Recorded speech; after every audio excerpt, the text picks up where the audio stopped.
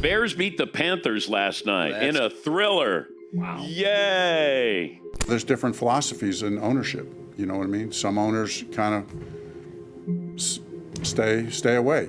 I didn't think I'd make a follow-up to this video so quickly. I mean, we talked about it a few weeks ago, and it just seems like the problems are just exasperated at this point. And a lot of people are pointing the blame finger at Frank Reich. A lot of people are pointing the blame finger at David Tepper. Some people are saying they drafted the wrong QB. And I think it's none of those things, to be honest. Before we get to the content, make sure you drop a like, subscribe, and turn on our notifications to help the channel grow. Now that we get all of that out of the way,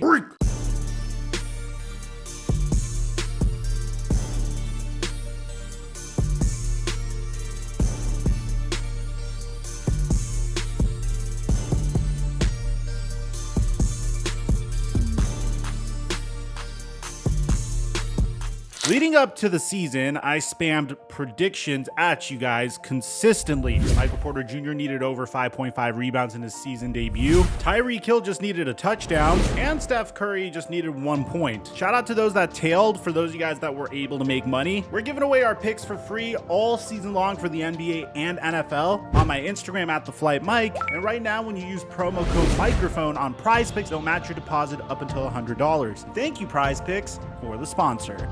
Mic check 1 2 1 2. What's going on, everybody? If you guys look at the tape of Bryce Young, which I highly recommend, you go ahead and check out a YouTube channel called The QB School, one of my new favorite YouTube channels that dives into each and every snap that these quarterbacks take. You would notice that Bryce Young is actually a phenomenal quarterback. The problem isn't necessarily with Bryce Young. The problem seems to be more with the situation that Bryce Young is in. And as a result of the situation that Bryce Young is in, his career could be over way faster than it ever began. Historically, in the NFL draft, whenever teams give up a plethora of draft capital to select their QB of the future, it doesn't really work out very well. I mean, let's go all the way back to 2012, where the Washington Redskins traded 3 first-round picks and a second-round pick in order to move up to the second overall pick to select RG3. In order for RG3 to have lived up to that trade package, you would have had to have a Tom Brady-esque career. But the problem is that the Washington football team didn't have any assets to build around RG3 for the future. Despite having one of the greatest rookie seasons we've ever seen in NFL history, RG3's career ended prematurely. But when you compare that to a situation like the LA Rams trading up for Jared Goff, it's a little different because, well, the LA Rams had a lot of draft capital at that point. Yes, there was once a time in NFL history where the LA Rams had a lot of draft capital. I know it sounds crazy. This trade is a relative win-win. The Rams traded 2 first-round picks, 2 second-round picks, a third-round pick, and a fourth-round pick in order to get Jared Goff, the 133rd overall pick, and the 177th overall pick. And we all know Jared Goff would lead the Rams to a Super Bowl before being traded for Matthew Stafford. But probably the most recent example of trading up for a quarterback in the NFL draft that didn't work out is the San Francisco 49ers and Trey Lance. The logic this time being that the 2021 NFL draft QB class was being hyped up as one of the deepest ones in recent memory. You had Trevor Lawrence, Zach Wilson, Trey Lance, Justin Fields, Mac Jones. So the 49ers just wanted one of those players to develop, and they traded up and selected the biggest project QB of that class, giving up the 12th overall pick in 2021, the 29th overall pick in 2022, and a 30th overall pick in 2023. This brings us to the Carolina Panthers trade for Bryce Young, which might be one of the worst trades in NFL history. But contextually, I could understand why this trade was made. You see, going into this season, the Carolina Panthers have been searching for their quarterback of the future since the end of the Cam Newton era. They cycled through journeyman quarterbacks like Teddy Bridgewater, Sam Darnold, and Baker Mayfield, and hired a coach that also comes from a similar background. Frank Reich took the Indianapolis Colts job thinking he was going to coach Andrew Luck. Next thing you know, he's coaching Andrew Luck, then Jacoby Brissett, then Phillip Rivers, then Carson Wentz, then Matt Ryan, then Sam Ehlinger, until for some reason the Colts felt like it was his fault that they weren't succeeding, so they fired him. So it made sense that the Panthers were aggressive to get a quarterback. So they traded their first pick in 2024 along with the 9th overall overall pick and the 61st overall pick in 2023, second round pick in 2025, and DJ Moore, which was their best offensive weapon, to trade up to the #1 overall spot. And my initial problem with this is I've praised the Detroit Lions for their rebuild. I mean, they selected Penei Sewell, Jamison Williams, Aiden Hutchinson, Jahmyr Gibbs. They've hit on late round picks in the NFL draft as well, and they haven't even taken their quarterback of the future yet, but their bridge QB is doing so well. And whenever they decide to take their quarterback of the future, if they want to move on from Jared Goff, that quarterback is going to be in a remarkable position to succeed, particularly if he's a first round pick as well. You'll have 5 years to compete with that quarterback on a rookie scale contract, and you could also bring in other free agents on a premium salary to make him even more comfortable. It's a tried and true method that we've seen the Philadelphia Eagles employ, Miami Dolphins, and even the Arizona Cardinals when they traded for DeAndre Hopkins. But my issue here is that the Panthers essentially did the opposite, and the results are very depressing. You're seeing Bryce Young go out there and create magnificent plays for probably a gain of 2 or 3 yards because he has the second worst offensive line in the NFL. His wide receivers don't have any ability to separate at all whatsoever. And to top this all off, the play calling doesn't even put him in a situation where he could find any success at all whatsoever. If you go check out the QB School episode on this, which I highly recommend you watch, in this one particular play, Frank Reich calls a play where his slow wide receivers all run 10-yard routes and then stop running. The problem is that these wide receivers can't even separate to begin with. So what does Bryce Young do? He tries to scramble. Now, whenever Bryce Young scrambles, that's a huge risk considering how tiny he is. You don't want your quarterback, who is very small on average for a quarterback to begin with, who is playing behind one of the worst offensive lines in the NFL, to take a lot of hits, especially if you gave up the #1 overall pick in a deeper QB class to take him. But here's the worst part of all, apart from all of that. The entire front office of the Carolina Panthers is an unmitigated disaster. Remember, the coaching staff wanted CJ Stroud. Josh McCown even said this to CJ Stroud. What kind of court? Play some court. It's right here, come on.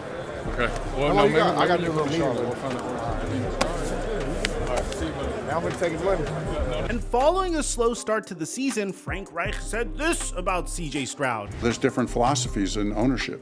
You know what I mean? Some owners kind of stay away and don't engage a whole lot. Other owners do. And his philosophy is he's going to engage. And listen, it's only been a short experience, but it's been a really good experience. It hasn't been fun.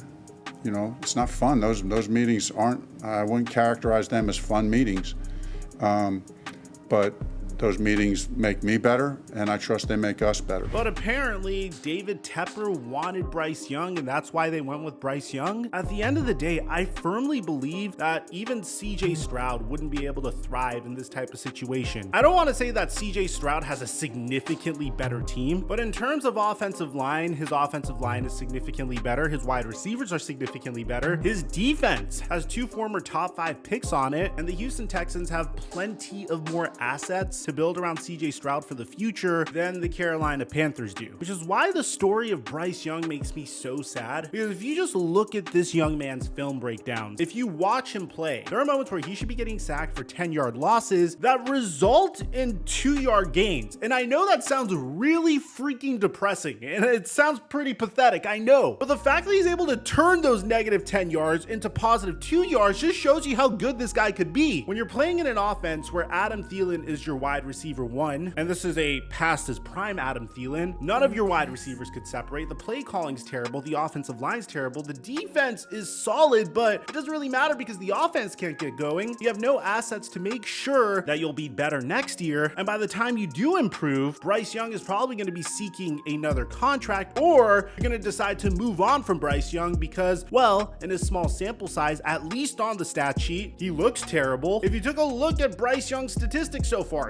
62.8% completion percentage, 8 touchdowns, 7 interceptions. If he kept this up for 4 seasons, at a specific point, you're probably going to decide to move on from him. And that's the sad thing, because Bryce Young never had the opportunity to begin with. And the reason why I feel so passionate about this is I don't know how the Carolina Panthers could improve. I mean, I guess with the 32nd pick in next year's NFL draft, because they're donating their first round pick in a very valuable draft to the Chicago Bears. I just hope this is a lesson for other teams in the NFL. Because had the Carolina Panthers stood pat at the 9th overall pick, they probably would have been the team that the Philadelphia Eagles called in order to select Jalen Carter. Maybe you don't get Bryce Young this year, maybe it's someone else. But honestly, who cares? At the end of the day, what's the point in having a quarterback with tremendous potential if you're just gonna put him in a terrible situation week after week until you ruin him completely? Let me know what you guys think about this in the comment section down below. Aside from that, I'm your boy Mike. I'm dropping our mic until our next upload.